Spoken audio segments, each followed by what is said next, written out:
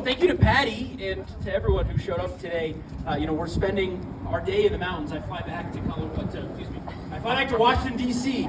tonight. I came back on Friday, and then yesterday, spent most of the day traveling the Front Range part of our district, and then we're up in the mountains today, heading up with Dylan to Eagle County later tonight for their annual Deb's dinner. So when we called Patty a week ago and said, we're coming up to Summit, and of course, we can't leave without saying hi to the Summit Dems and to say thank you for all the work that you're doing, walking doors and canvassing and all the rest. Patty said, I'm happy to put something together, and of course, lo and behold, not only did she put this wonderful crowd together, but also somehow ordained to have the best weather possible. This is supposed to be like a hot cocoa, cold weather event, and it converted into just this incredible, beautiful, scenic. It was going to be ice cream, and people said, it's fall. Yeah, the ice cream may have been a bit too much. It is fall. So, in any event, it's good to be back in Summit County. I'll be very brief. I know we really want to hear from Julie and from Dylan, two very talented public servants who have served our state so well and who I have no doubt are going to continue to serve our state well, provided we do everything we can over the next 50 some odd days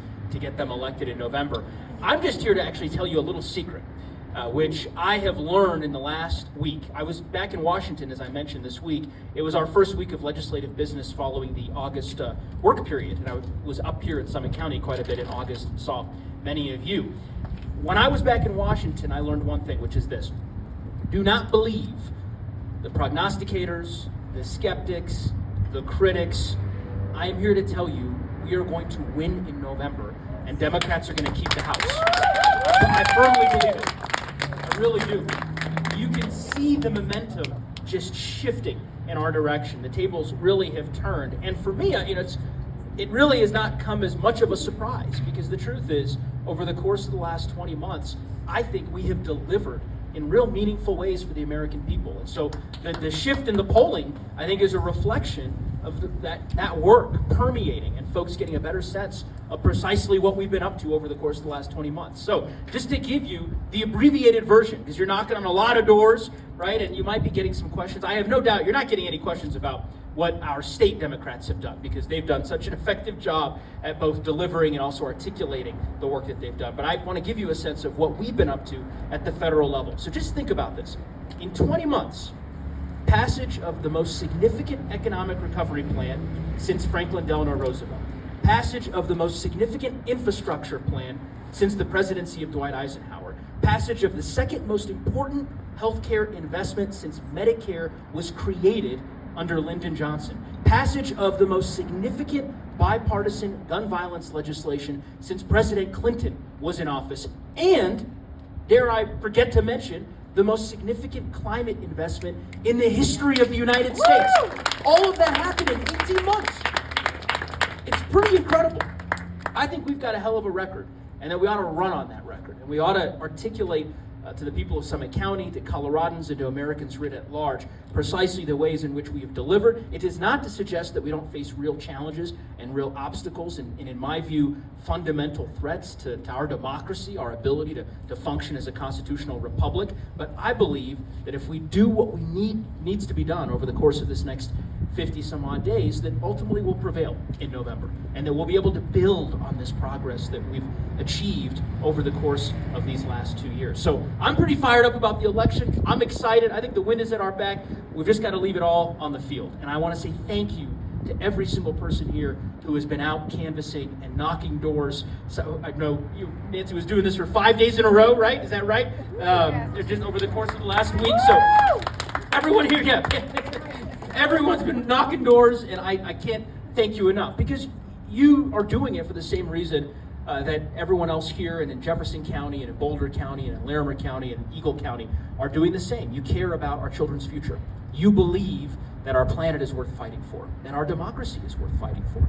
And I can't thank you enough for your resolve and your faith to continue doing that important work. So that includes, as I said, our two wonderful local candidates who have done such a tremendous job helping our community and ensuring that every person in Summit County has an opportunity to be able to succeed. I consider myself a huge fan of Dylan Roberts and of Julie McCluskie. Of course, you all know Julie really, really well. She's represented this county for many, many years. I don't want to call her a rising star, because her star is already, at epic heights. So she's when you're the chairwoman of the Joint Budget Committee, right, it's tough to get higher than that. I don't know what's higher than chairwoman of the Joint Budget Committee, but she does a terrific job. She's so well respected by her colleagues. I actually noticed this. I didn't say it to her offline, but I was, I try to stay off social media, but I was on Twitter and saw you've got like every state representative in the state coming up here to canvass with you. Every week you've got a new, representative. That does not happen in every part of our state. Just for your own reference, that happens because people believe that Julie has done an incredibly good job. They know what you know, which is that she's a thoughtful public servant and that she deserves to be reelected, and that if and when she's reelected in November, that sky's the limit in terms of leadership opportunities in the House next year. So we're very excited about Julie. And then, of course, we have a rising star in Dylan Roberts, who, this campaign is aging him, I will just say. Because, the beginning of the campaign, he's, bright-eyed and he's very young. Now, also part of that is him and his wife, of course, have welcomed their pride and joy, baby boy, I know. And so he's not getting a lot of sleep, right? Both because of that and because of the campaign.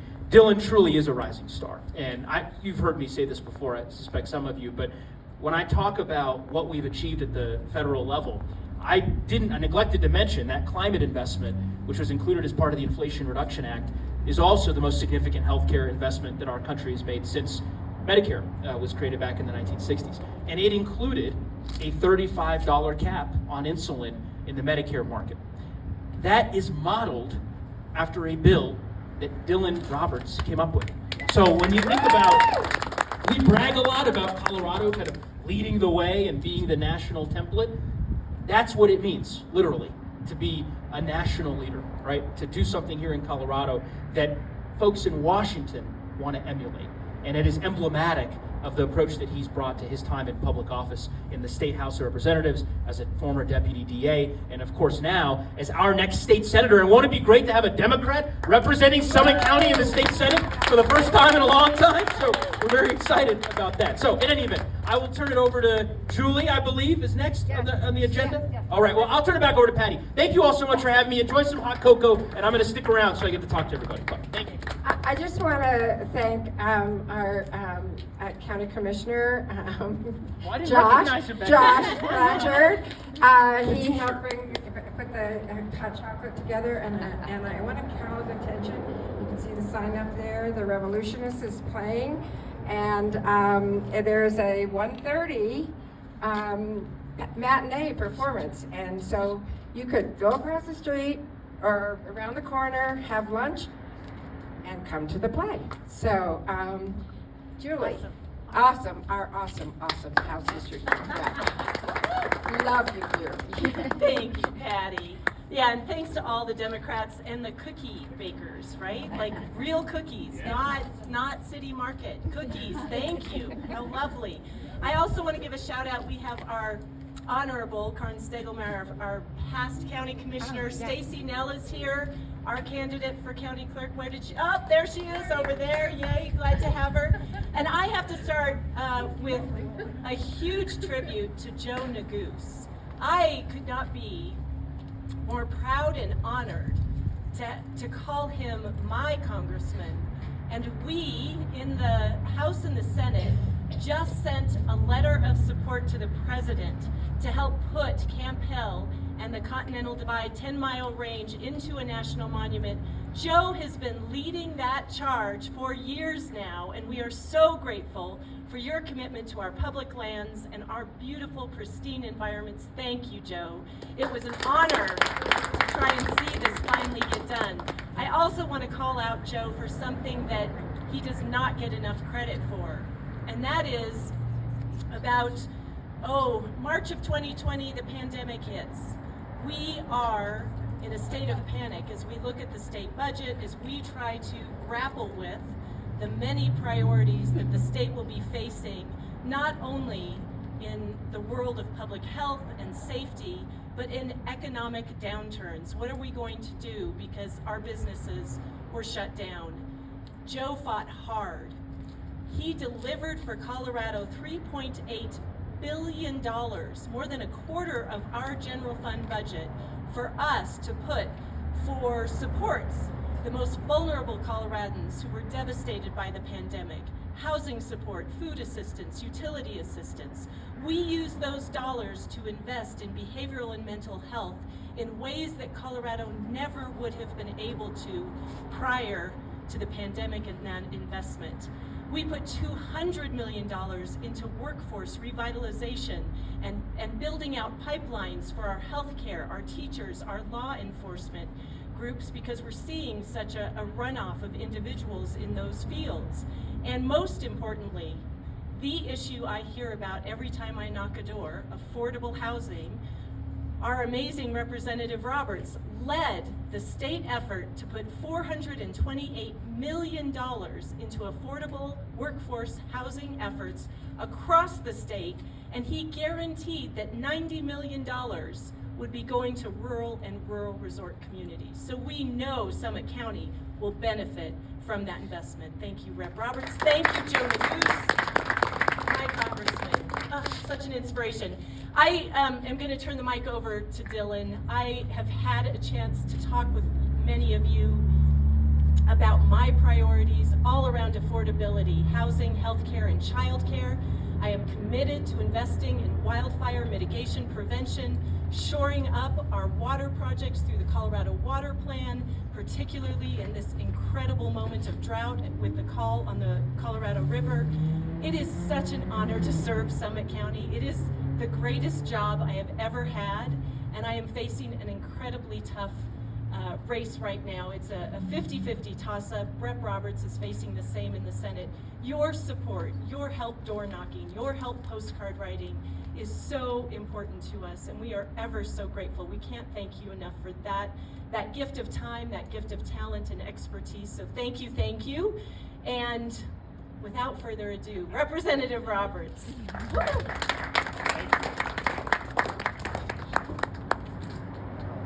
Hey, good morning, everybody. Thank you so much for being here. Congressman Neguse, thank you for pulling this together. And Patty, thank you for hosting, and Commissioner Blanchard. It's so nice to be in Summit County. I spent a lot of time here this week with a lot of you. We've knocked on a ton of doors this past week, so thank you all for your help, helping Julie and I get the word out. We've talked a lot this morning about the great things that we've done, the investments that we've made in affordable housing, into mental health in Colorado, and into workforce development, all thanks to the American Rescue Plan that Congressman Neguse was able to help us pass and send that money from the federal government to Colorado to make those historic investments. And it's been a privilege to be a part of those efforts here in the state of Colorado. This Senate district that I'm running for includes a lot of our mountain counties. We have a lot of challenges, and we're making great progress on those. As Representative McCluskie mentioned, we have made significant investments in affordable housing. We have done things to prepare ourselves for the threat of wildfire and drought. But as the Congressman noted, as Rep. McCluskie noted, all of that is on the line this November. We are in very competitive seats. My Senate seat, the Senate District 8 that I'm running for, is probably the seat that will decide which party controls the majority in the state Senate next year in Colorado. And so all of the progress that we've made and all of the work that we know we need to do to continue helping people to improve our communities, to prepare for the future that we know is at risk because of drought and climate change and affordability, that could all come grinding to a halt if we don't keep majority in the state Senate. So not to be doomy and gloomy, but I know we're here to motivate ourselves for this final push. Ballots actually get mailed out in less than a month. People are making up their minds right now. So all of the work you're doing right now to knock on doors, to make phone calls, to write postcards, to send text messages is making a difference. And I know we're going to win this seat. We're going to keep the U.S. House so that they can keep working for us out in Washington. We're going to keep the state Senate. We're going to re-elect Representative McCluskie so she can continue serving us in the state House and keep moving Colorado forward in a pragmatic way. So it's an honor to be your candidate for the state Senate. We are working incredibly hard, going all over these 10 counties, but Summit County is one of the most, if not the most important county in this whole state Senate district. So it's a privilege to be here. It's a privilege to have you all on our team. We know we have a lot of work to do, but I know we're going to get it done. We're going to win this election for all three of us and help moving Colorado and our country forward. So let's go get to work. Thank you, Patty, for throwing this together, and I really appreciate the opportunity to talk with all of you. Thank you so much. And maybe the three of you could come up and Stacy, if you could as well, and answer questions. And if you can come on up here, and I know Stacy has something to tell us about the ballot, if that's okay.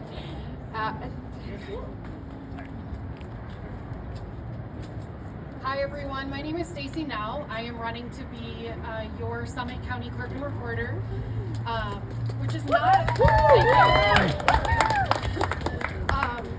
So this is actually the first time in over 30 years that voters in Summit County have a choice in voting for their clerk and recorder. This race has not been opposed in over 3 decades.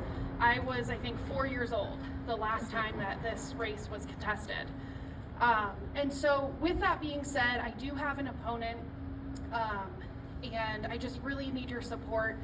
It's not necessarily a super, safe thing to take for granted. I really, really do need your support and your word of mouth to your friends, to your family, about keeping our elections in good hands, safe, secure, transparent conduct of elections. We also handle your motor vehicle registrations, that whole division, and our office also handles the management of your real property records, and as well as birth and death certificates and marriage licensing. And so, we're there for life's important moments, and please allow me to continue serving you all, serving our community, and let's keep this office in competent, experienced hands. So thank you for your time. I do want to say one more thing to inform you all. The ballot just last Thursday, I believe I already was able to tell these two, which they are on the front of the ballot, first page front, which is great. Along with me, I just eked in right at the bottom. Woo! But we actually went to a 2-card ballot. So if you haven't heard already, there are 11 statewide initiatives that take up a lot of room on the ballot. So really make sure you're looking at, the propositions and the referral measures. There's also 2 questions from the county. And there's also, if you live within the town of Dillon, you'll have 3 Tabor questions as well. And so that forced us to go to a 2-card ballot here in Summit County. I was talking with the current clerk, Kathy, and we can't even remember the last time that voters had 2 cards in Summit County. So next time you're around knocking on doors, maybe just mention that and just let them know that, hey, this is what's coming. It's a 2-card ballot. Make sure you vote front and back of each side. It might be a nice, just informative touch for the voters as well. So, yeah, question? Would that be 2 stamps to give it back? Great question. We just weighed the ballot packet the other day, and it came out to 81 cents to actually return the ballot packet. And so with that, that's looking like it's going to be more than 1 stamp. So we're going to have a big educational push with that. What I will... boxes are all over the county. Exactly. So the vast majority of our ballots that are returned are utilizing the 5 secure 24-hour drop boxes, which are fantastic. And there's one actually also, just a heads up, it just got moved on Friday, but it got moved about 300 feet from the old location. We're going to do another big educational push here. The Silverthorne drop box just got moved from the Silverthorne North Branch Library just over to Town Hall. So same parking lot. We're going to have lots of signs that says, hey, walk your ballot over right behind you 300 feet. So just a heads up on that. It just happened on Friday due to the construction at the librry. Okay? So will the post office deliver it if people put on only 1 stamp? Great question. So if, let's say, no, do not apologize. These are fantastic questions. So if you put 1 stamp on your return ballot packet, you sign it and date it, remember, and you put 1 stamp on it, the clerk's office will cover the difference. Okay? Thank you all. Good. Yeah. And also a plug, if you want to know what these ballot issues are, come to the Summit Dems General Meeting on Wednesday, September 28th, and we've moved up the time to 5 to 6. So put that on your calendar. So we'll have a presentation. So we'll talk about those. Congressman Neguse, I have another question. You're over. So if private signs says National Monument thing before Election Day, what's the plan to cover at least Summit County and let all the voters know? Yeah, I don't know. Yeah, I mean, I think right now the focus has just been on, to Representative McCluskie's point, with respect to the CORE Act, convincing the administration to designate Camp Hale as a national monument under the Antiquities Act, and also the president has some executive authority under other statutes to potentially protect other parts of, or rather, protect other public lands that have been part of the Core Act that we've worked on. I see Karn here and so many others who've worked for years and years, literally over a decade, to try to get this done. So that's been the primary focus. I don't know if it's going to happen. I'm not sure when it'll happen. So we're all systems go, trying to convince the administration to take this step. Patty, just tell everybody the meeting's going to be, the location of the meeting on the 28th at the senior center. Right. It will be at the senior/community center from 5 to 6, Wednesday, the 28th. And this is a good time to get information about those very complicated ballot issues. Any questions? Come on. Come on, I know you have questions. You're eager to knock on doors. Well, it's a Sunday. Yeah, come on. My thing when I knock on doors is I say, what is the most important issue to you? And that's the way I start. I like to get people talking to me instead of me talking to them. So. Hi, Dylan. Yes. How are you going about campaigning in those other counties? And do you have support in those other counties? Yes. Yeah, we have a presence in all 10 counties of this Senate district. I've been, launched my campaign in December and have been trying to visit with all of the counties as much as possible. Julie has 6 counties, so I know she's doing the exact same thing. Some counties just politically or population-wise are take more priority than others, but we have a presence in all of them. We are doing what we can on digital advertising, on sending out mail, trying to reach people where they are. We won't be able to knock every door in Moffat County or Rio Blanco County, of course, but we will be touching trying to reach every voter that we need to reach and spread our message. And it's about offering what we've done for the state, even in the more conservative areas where we've worked on water issues or worked on small business issues. We're getting a really positive response to those messages. And talk about both Julie and I are very bipartisan legislators, and that's a message we bring to even the more conservative parts of our districts. Yeah. Question for the congressman. If the House does more January 6th committee hearings between now and Election Day, what's the Democratic message in terms of talking to voters about however that might pan? Yeah, it's a good question. I'm not sure. I'm not on the committee, so I don't know what their plans are with respect to any further hearings over the course of the next several months. I think the hearings that they held over the summer, as I'm sure many of you all would agree, were incredibly powerful in terms of, I think, conveying to the American public at a more granular level the events of January 6th and the forces that were behind that terrible attack on our nation's capital, on citadel of liberty. And from my perspective, this election, I think as I spent a lot of time traveling the district. I have 11 counties, like Dylan here. I guess one more county than Dylan, but it's all. It's a lot of. It's a big district. It's bigger than 9 states. So New Jersey, Maryland. Although Dylan's district is bigger than a couple of those states on the eastern seaboard. In any event, a long-winded way of saying I spent a lot of time visiting with voters and the citizens and the constituents of our incredible community, and most folks care about the same things, right? Fundamentally, they care about making sure that we lower costs, right? And they're able to actually afford to be able to live in these communities that we're all so blessed to be able to call home. They care about living in a safe community, right? A community where they don't have to worry about their child being able to return home from school, because of the scourge of gun violence, just by way of example. They care about having a good paying job that enables them and their family to live their dreams. And they care about having a functioning democracy.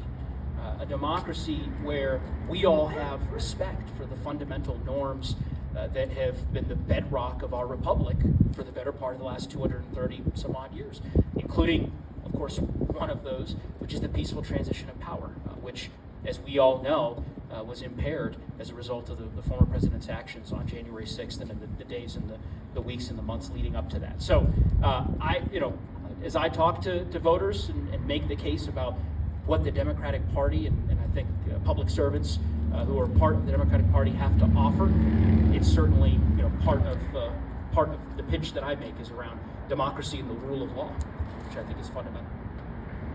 So, Jim, one more question. So I read about a large water pledged over 150 million for infrastructure in Colorado. How is that going to be allocated or distributed? Well, so there's a couple of different grants. There's a lot of different federal grants that are now flowing to Colorado as a result of the Infrastructure and Investment Jobs Act, the IIJA. And we're, of course, working very closely with your county commissioners, with your local officials here in Summit County and on the Western Slope. I have to say, it's incredibly exciting to see the way in which the investments in that bill are now inuring to the benefit of the people of Summit County and Coloradans right at large. Great example. $100 million grant that was just announced in the last 6 days from the U.S. Department of Transportation for Floyd Hill, which obviously will have ramifications to your benefit here in Summit County, right? That's a project that we have been working on or trying to get done, the I-70 Coalition, literally for decades upon decades. We're finally going to get it done. I mean, that Floyd Hill will be resolved, and that's pretty exciting, right? Exactly. I mean, that's how long have we been, Karn's entire career. It's like and finally we now have the funding that will flow to that particular project. But that's just a drop in the bucket. I mean, there are many other examples that I could offer. Most of the funds are being routed through the state agencies, right? So they essentially, CDOT, is the fiscal agent for the state when it comes to the transportation dollars. CDPHE is the fiscal agent when it comes to the wastewater, stormwater, water infrastructure improvement grants that are now flowing to the state. And so certainly making the case to our partners at the state, and as I've done with the governor, with CDPHE Director Jill Ryan, who of course is no stranger to many of you and to Dylan and to others, given her former role as Eagle County Commissioner, and to the other folks in the governor's cabinet, I think is really important so that we can make sure that Summit County and the Western Slope gets their fair share, right, and their proportional allocation of those funding dollars. Sure. Congressman, immigration is an important issue. You yourself can relate to that. And we have heard recently about the trafficking of migrants from Texas to Massachusetts and other places. What are we going to do about immigration reform? We have a lot of immigrants here in Summit County, many DACA recipients. What are we going to do about that? Yeah, I'd say a couple of things. As you noted, I'm the son of immigrants. My parents came here 40 years ago as refugees, and we've been able to live the American dream. They worked very hard, they sacrificed a great deal, and because of the incredible freedoms that we have here in the United States and the opportunities that we have in this wonderful country and their sacrifices, we've been able to truly live the American dream, right? And you can imagine, to see my parents who came here with very little, to see their son, one generation removed, serve in the United States Congress. It's an incredible reminder, in my view, of sort of the miracle of American opportunity. And it's something that I think we can all take great pride in. And from my perspective, the most demoralizing, I think, one of the most demoralizing parts of being in Washington these past couple of years since I was first elected in 2018 is the way in which the debate around immigration reform has been so demonized and debased and I think used to divide people, right, and to stow fear and discord. When in fact, I actually think most Americans generally agree on the parameters of what comprehensive immigration reform should and could look like, right? And one need look no further than the work that our senior senator did 9 years ago in 2013.